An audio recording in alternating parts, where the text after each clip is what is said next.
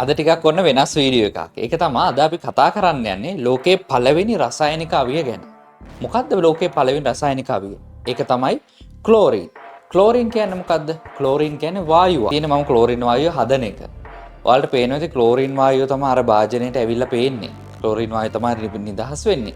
ඒතර ඔයාලට පේනවා ඇති කොළ පැහැයට හුරු කහ වර්ණයෙන් තියෙන වායුවක් තමයි ක්ලෝරින් වායුව කියන්නේ. ඒත් එක්කම ඕගොල්ලන්ට තව පණිවිඩයක්. ඉතින් මට මේක මම ඇත්තටම ඉනෝගනික් ස්ටඩි පැක් එකක් වීඩියෝ මාලාවක් ඉනෝගනික් ස්ටඩි පැක් එකක් හදනවා A level දරුවෝ වෙනුවෙන් අකාබනික රසායනය. එතකොට අකාබනික රසායනයේ සියලුම ප්‍රායෝගික පරීක්ෂණ ඇතුළත්ව ලංකාවේ කවදාවත් මෙතෙක් ඉතිහාසයේ කවුරුත් හදලා ගුරුවරයෙක් විසින් හදලා නැති සුපිරිම ස්ටඩි පැක් එකක්.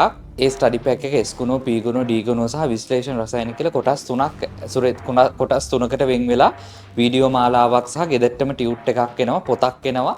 ඒ පොත අරගෙන ඔයගොල්ලන්ට සෙල්ෆ් ස්ටඩි කරන්න පුළුවන් පැකේජ් එකක් විදිහට එවන්න. ඒතකොට මේ ස්ටඩි පැක් එක ගැන විස්තර උඩ නම්බරයට කතා කරලා මගේ නම්බර එකට කතා කරලා ඔයගොල්ලන්ට ලබා ගන්න පුළුවන්. ඒතකොට මේක ලෝක යුද්ධයේදී සාමාන්‍ය ජර්මනිය තමයි පාවිච්චි කරේ.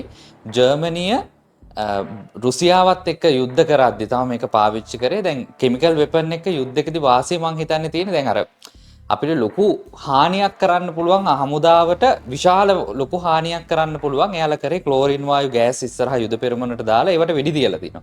වෙඩි තිබ්බහම ක්ලෝරින් වායු විසිරීලා ගිහිල්ලා ලොකු ඩැමේජ් එකක් වෙලා තියෙනවා. ඔයාලට මේ පින්තූර වලත් ඒක තමයි පේන්නේ ක්ලෝරින් වායුව භාවිතය. ඊට පස්සේ කොහොම හරි ඕක ඉදිරියට ගිහිල්ලා කෙමිකල් වෙපන් ඊට වඩා ගොඩාක් ඇඩ්වාන්ස් ලෙවල් එකට ඊටත් වඩා සාර්ථක හානියක් කරන්න පුළුවන් ක්ලෝරින් වායුවට වඩා හානියක් කරන්න පුළුවන් කෙමිකල් තත්ත්වයටපත් වෙලා තියෙනවා. සාමාන්‍යයෙන් අපේ ලංකාවෙත් LTT සංවිධානය අපි දන්නවා අපේ ලංකාවෙත් ලොකු යුද්ධයක් තිබ්බා. ඒතකොට LTT සංවිධානය මාන්තශාලාවකින් හොරකම් කරගත්ත රසායනික ද්‍රව්‍ය වලින් ක්ලෝරින් වායු නිපදවලා අපේ හමුදාවට විරුද්ධව ඒක පාවිච්චි කරලා තියෙන 1990 ගණන් වල මේ ඕවරන් එකද. ඒ කියන්නේ යම්කිසි මේ බේස් එකක් හමුදා කඳවුරක් ඕවරන් කරද්දී ඕක පාවිච්චි කරලා තියෙනවා කියලා සඳහන් වෙනවා. ආමි එකේ කවුරු හරි සහෝදරයෙක් අපේ හිටියොත් අනිවාර්යෙන් මැසේජ් මේ කමෙන්ට් එකක් දාන්න. ඒකේ හරිම කතාව. මොකද මම හොයන්න try කරා මම දන්නවා ඒක වුණා කියලා. නමුත් කොතන තුනේ කොහොමද උනේ කියන එක ගැන මට ලොකු අදහසක් නැහැ. මොනවා හරි කර්මාන්තශාලාවකින් හොරකම් කරලා ක්ලෝරින් වායුව පාවිච්චි කරා කියලා මම අහලා තියෙනවා. එතකොට ක්ලෝරින් වායුව තව පාවිච්චි වෙලා තියෙනවා සිරියානු යුද්ධෙදී. මේ බලන්න මේ ක්ලිප්ස් ටික. දැක්කද කහ කොළ පාට වායුව වලට පේනවා ඇතිනේ. කහ කොළ පාට වායුව ඉතින් බලන්න ඇත්තට ඒක ආග්‍රහණය වෙලා අර ළමයි එහෙමත් මැරෙන්නේ ඒවා දකින්න නැගේ හිරි වැටලා යනවා නේද? මොන જાති මොන ආගමනවත් දරුවෝනේ. ඉතින් මේ ක්ලෝරින් වායුව ආග්‍රහණය වුණාම මොකක්ද වෙන්නේ? ක්ලෝරින් වායුව මාරාන්තික ප්‍රමාණයක් ආග්‍රහණය වුණු ක්ෂණිකව මරණය. ක්ලෝරින් වායුව සාමාන්‍ය ආග්‍රහණය වුණාම පෙනහළු වලට ආසාදනය වෙනවා. පෙනහළු වලට ආසාදනය වෙලා ක්ෂණිකව හුස්ම ගැනීමේ අපහසුතාව එනවා. මට කලින් දවසක මම පොඩි රිසර්ච් එකක් මම ওই පොඩි රිසර්ච් වැඩ කරනවා. රිසර්ච් එකක් කරනකොට මම හිතන්නේ නැති විදිහට ක්ලෝරින් වායුව පිට වුණා. මට පොඩ්ඩක් ආග්‍රහණය වෙලා ඇත්තටම හුස්ම ගන්න බැරි වුණා ගොඩක් වෙලා යනකම්.